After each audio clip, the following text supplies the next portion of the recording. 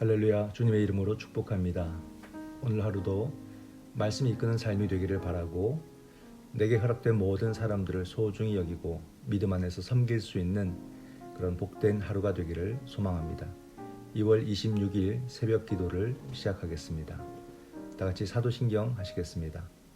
나는 전능하신 아버지 하나님 천지의 창조주를 믿습니다. 나는 그의 유일하신 아들 우리 주 예수 그리스도를 믿습니다. 그는 성령으로 잉태되어 동정녀 마리아에게서 나시고 본디오 빌라도에게 고난을 받아 십자가에 못 박혀 죽으시고 장사된 지 사흘 만에 죽은 자 가운데서 다시 살아나셨으며 하늘에 오르시어 전능하신 아버지 하나님 우편에 앉아 계시다가 거기로부터 살아있는 자와 죽은 자를 심판하러 오십니다. 나는 성령을 믿으며 거룩한 공교회와 성도의 교제와 죄를 용서받는 것과 몸의 부활과 영생을 믿습니다. 아멘. 사랑의 주님, 은혜의 감사를 드립니다. 생명을 주시고 생명의 에너지를 주시고 어떤 상황 가운데서도 생명의 힘으로 감당하게 하시니 감사드립니다. 오늘 이 하루도 주님 말씀에 기대어서 생명의 주인 되신 주님과 동행하는 거룩한 하루가 되게 하여 주시옵소서. 예수님의 이름으로 기도드립니다. 아멘. 찬송가 452장입니다. 내 모든 소원 기도의 제목 452장입니다. 1, 2절 후에 간주 3절입니다.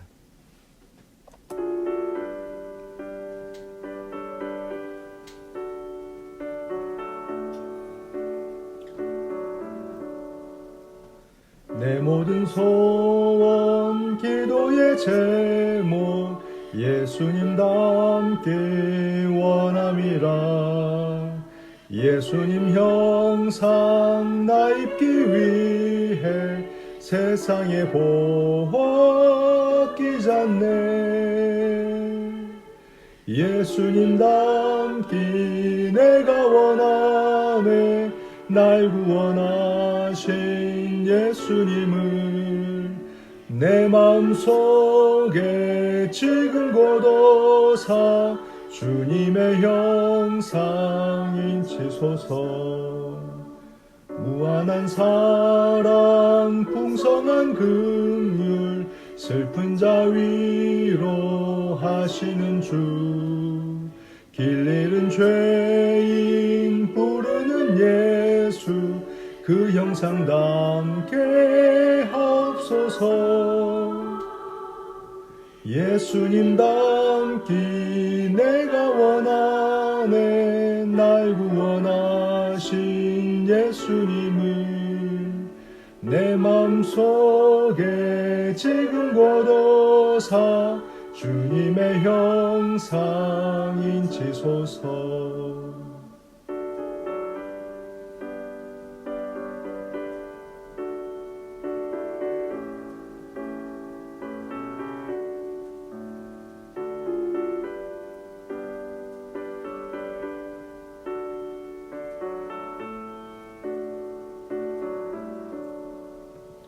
겸손한 예수 거룩한 주님 원수의 멸시 참으시사 우리를 위해 고난을 받은 구주를 닮게 하옵소서.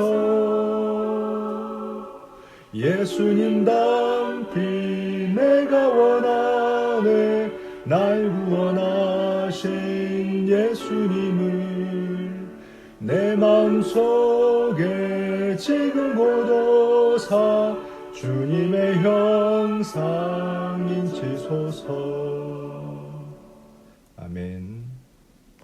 성경 말씀 마태복음 18장 1절에서 9절 말씀입니다. 마태복음 18장 1절에서 9절 말씀.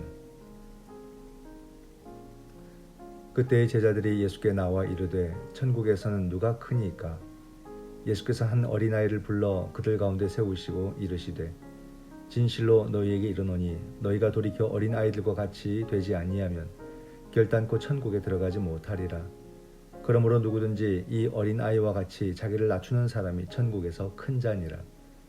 또 누구든지 내 이름으로 어린아이 하나를 영접하면 곧 나를 영접함이니 누구든지 나를 믿는 이 작은 자 중 하나를 실족하게 하면 차라리 연자맷돌이 그 목에 달려서 깊은 바다에 빠뜨려지는 것이 나으니라.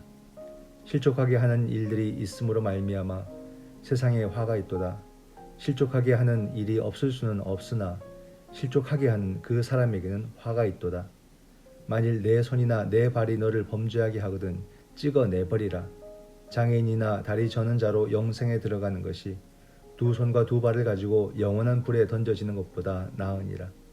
만일 내 눈이 너를 범죄하게 하거든 빼어내버리라. 한 눈으로 영생에 들어가는 것이 두 눈을 가지고 지옥불에 던져지는 것보다 나으니라. 아멘. 네, 오늘의 말씀을 보면 본문에서 좀 눈에 띄는 구절이 있습니다. 천국에서 누가 큽니까? 라는 그 제자들의 질문이죠. 이 질문은 제자들이 자신의 속마음을 들킨 장면입니다. 속마음이 이렇게 드러난 장면이죠. 주님은 그들의 삐뚤어진 마음을 잡아주시고 또 진정한 제자의 마음이 어떠한지를 이후부터 해서 계속 가르쳐 주시는, 그러면서 어린아이 비유라거나 또는 우리가 잘못한 것을 찍어내버리는, 그죠? 아주 무서운 이야기까지도 나타나고 있습니다. 천국 백성은 서로를 대할 때에 스스로를 높이려 들지 말고 오히려 어린아이같이 자신을 낮추고 다른 사람을 예수님처럼 귀하게 여기고 사람을 실족하게 하는 죄를 삼가해야 한다라고 가르쳐 주십니다. 제자들은 천국에서 누가 큽니까? 서로가 큰 사람이 되고 싶은, 남보다 높아지고 싶은 그런 욕망을 드러낸 것이고, 주님은 도리어 섬기고 낮아져야 된다라고 가르쳐 주죠. 이런 자가 천국에서 큰 자라, 이렇게 말씀을 하고 계십니다. 본문 해설을 보면 세상은 다른 사람 위에 군림하라고 부추깁니다. 그러나 이런 군림은 결국 사람들 사이에 갈등과 다툼을 일으킵니다. 제자들이 예수님께 나와 천국에서 누가 큰 사람인지 질문합니다. 이러한 질문의 이면에는 자기가 큰 사람이기를 바라는 마음이 깔려 있습니다. 예수님은 한 어린아이를 제자들 가운데 세우시고 너희가 어린아이들과 같이 되지 않으면 결코 천국에 들어가지 못한다라고 말씀을 하십니다. 천국에서 큰 자는 어린아이처럼 자기를 낮추는 자입니다. 하나님을 절대적으로 의지하며 자기보다 남을 낮게 여기는 것이 이 땅에서 천국의 가치를 실현하는 삶입니다. 나아가 예수님처럼 다른 사람을 위해서 기꺼이 자기를 내어주는 것이 바로 천국 시민의 모습입니다. 질문을 보면 천국에서 큰 자는 어떤 자인가요? 천국의 가치를 실현하기 위해서 나 자신을 어린아이와 같이 낮추고 섬길 일은 무엇입니까? 이 질문들에 대해서는 스스로 답을 찾아보시고 또는 답을 할 수 있어야 되겠습니다. 본문 해설의 그 첫째 줄에 보면은, 첫째 줄과 셋째 줄에 보면은 천국에 반대되는 단어들이 보입니다. 군림하는 것, 군림, 큰 사람, 이런 말들이 나오죠. 반면 제일 아래에서 넷째 줄을 보면은 또 그 반대되는 단어들이 보입니다. 천국의 단어들이죠. 낮추는 자, 남을 낮게 여기는 자, 자기를 내어주는 자라는 말들이 나옵니다. 바로 이들이 천국 시민의 모습이죠. 사실 제자들은 천국에서 큰 자가 누구인지 궁금했다기보다 서로 간의 지위 다툼에 대한 갈등이 노출되었다, 이렇게 볼 수 있습니다. 제자들 사이에도 상당한 갈등이 있었습니다. 서로를 견제하고 또 눈치 보는 모습, 이런 게 있었죠. 근데 이렇게 견제하고 눈치 보는 모습은 예나 지금이나 다르지 않습니다. 교회는 늘 이런 갈등을 가지고 있지요. 제발 안 그랬으면 우리가 좋겠다는 생각을 하지만 사실 이런 모습을 운명처럼 가지고 살아가는 것이 교회 공동체가 아닌가, 연약한 사람들의 공동체가 아닌가 우리는 생각하게 됩니다. 이런 모습은 우리를 지치게 만듭니다. 어린아이를 통해서 주님께서 가르쳐 주시는 교훈이 있는데 이걸 한번 우리 다시 한번 더 생각을 해봅시다. 앞에서 말한 낮추는 자, 남을 낮게 여기는 자, 자기를 내어주는 자가 천국에서 크다고 말합니다. 여기서 여러분 공통점이 있는데 무엇입니까? 이 말들, 낮추는 자, 남을 낮게 여기는 자, 자기를 내어주는 자, 모두 다 남을 향해 있는 그런 말들입니다. 방향이 남을 향해 있어요. 천국에서 큰 자라는 규정은요, 자기가 자기를 규정할 수 있는 게 아닙니다. 다른 사람과의 관계로서 자신을 규정하는 것이에요. 즉 내가 내 마음대로 나를 정의할 수 없는 겁니다. 나는 이런 사람입니다, 이렇게 말할 수가 없는 거예요. 관계가 나를 정의합니다.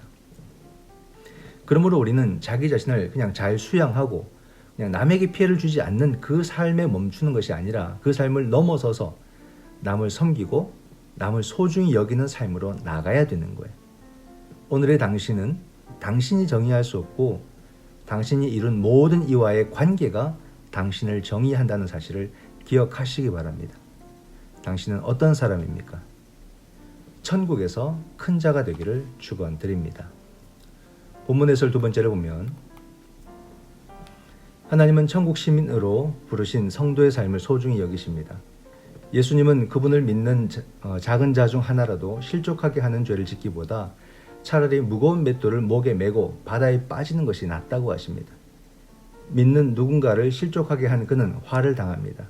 하나님의 심판은 영원이라는 차원에서 이루어지기에 몸의 한 지체가 혹 실족하게 하는 일을 한다면 이를 제거해버려 영원한 형벌을 받지 않는 것이 지혜입니다. 또 다른 측면에서 이 말씀은 교회와 성도를 핍박하는 세상을 향한 하나님의 경고입니다. 성도는 다른 이들을 실족하게 하지 않도록 주의해야 하고 유혹하는 세상을 향해서는 담대해야 합니다. 질문을 보면 주님을 믿는 작은 자 중 하나라도 실족하게 하는 자는 어떤 벌을 받나요? 믿음이 약한 지체가 실족하지 않도록 내가 주의할 일은 무엇인가요? 질문에 잘 답변해 보시기를 바랍니다. 본문 해설 첫째 줄에 보면 하나님은 천국 시민으로 부르신 성도의 삶을 소중히 여기십니다. 예수님은 작은 자 하나라도 실족시키는 것을 큰 죄로 여기십니다. 이렇게 말하고 제 밑에서 둘째 줄을 보면 성도는 다른 이들을 실족하게 하지 않도록 주의해야 됩니다. 유혹하는 세상을 향해서는 담대해야 합니다. 라고 말하고 있습니다. 사람을 실족하게 하지 않는 일이 너무 중요한 거죠. 이는 공동체 안에서 한 사람 한 사람을 존중하게 여기는 태도를 강조하는 말씀입니다. 실족하지 않게 한다는 것은 달리 말하면 늘 모든 사람을 존중히 대하는 태도를 가지고 산다라는 뜻이에요. 그러나 우리는 종종 함부로 말하거나 함부로 행동하거나 함부로 눈빛을 전하는 그런 실수를 범합니다. 그러고도 그것이 큰 죄가 됨을 인지하지 못하지요. 한번 보세요. 태도. 오늘 말씀에서 주님은 시종 태도를 언급하고 있습니다. 그리스도인다운 삶은 태도가 당연히 따라오는 거예요. 우리 삶의 태도로 그리스도인다움을 보여주는 거죠. 가정에서도 부부가 아무리 가깝다고 해도 부모와 자녀가 아무리 가깝다고 해도 태도에서까지 자유로울 수는 없습니다. 갖추어야 할 태도는 반드시 갖추어야 됩니다. 그 태도가 무너지면 회복할 수 없는 상처를 주게 돼요. 그것이 바로 실족해 하는 것입니다.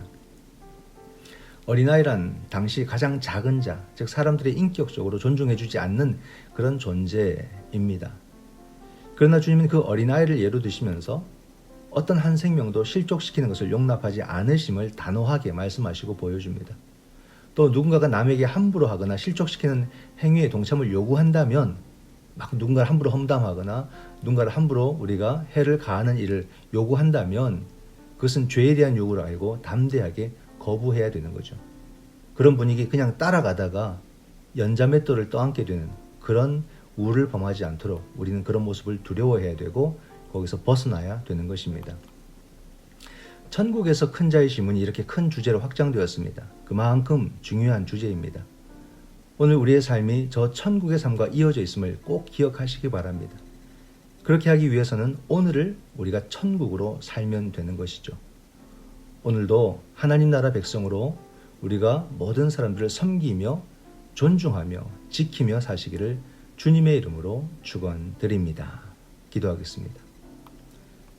사랑의 주님, 은혜 감사를 드립니다. 어린아이 같은 우리를 소중히 여겨주시고 섬겨주시고 이런 나를 주님보다 더 낮게 여겨주시니 감사를 드립니다. 우리도 주님을 닮아서 나를 남보다 늘 낮추고 남을 낮게 여기고 나를 내어주는 삶을 통해서 영적으로 큰 사람이 되게 하여 주시옵소서. 천국에서 큰 자로 살아가도록 나를 인도하여 주시옵소서. 이 모든 말씀 예수님의 이름으로 간절히 기도드립니다. 아멘. 지금은 우리 주 예수 그리스도의 은총과 아버지 하나님의 크신 사랑과 성령 하나님의 위로교통 하나 되게 하심이 주님을 따라 자신을 낮추고 남을 낮게 여기며 끝까지 자기를 내어줌으로 생명을 지키고 보호하고 살리는 그런 삶을 살기를 원하는, 그러므로 참 큰 자로 살아가기를 원하는 사랑하는 주의 자녀들과 저들의 모든 삶의 자리 위에 지금부터 영원토록 함께 하시기를 간절히 축원하옵나이다. 아멘. 이 시간 우리가 함께 기도드릴 제목은 먼저 말씀을 생각하며 기도하기를 원합니다. 천국에서 큰 자답게 이 땅에서도 하나님 나라를 살아갈 수 있도록 도와주시옵소서. 주님을 배워서 나를 낮추고 남을 낮게 여기고 나를 내어줌으로 모든 생명을 더 사랑하고 보호하기를 원합니다. 코로나의 종식과 일상의 회복을 위해서 기도하기를 원합니다. 백신 접종에 대해서 불신을 제거해 주시고 하루속히 이 사회가 치유와 회복과 안정을 되찾을 수 있도록 도우시며 모든 국민이 일상을 감사하며 살아갈 수 있도록 인도하여 주시옵소서.